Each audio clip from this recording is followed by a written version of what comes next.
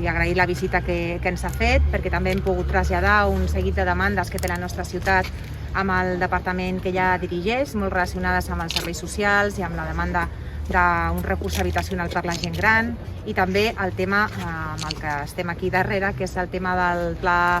director d'obres revisats, que té a veure amb la instal·lació de balcons en els blocs d'Estrella. Era un projecte que portava molt de temps sense reprendre's,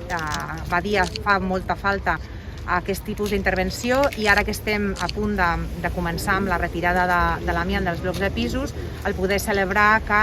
podrem veure també dintre d'uns mesos que aquestes obres d'instal·lació de balcons es tornen a reprendre. Per tant, per nosaltres és una bona notícia que la Generalitat comenci un altre cop a intervenir en el nostre parc d'habitatges, i ho celebrem de la mateixa manera que vam celebrar el compromís de retirada de l'amiant, i esperem que la Generalitat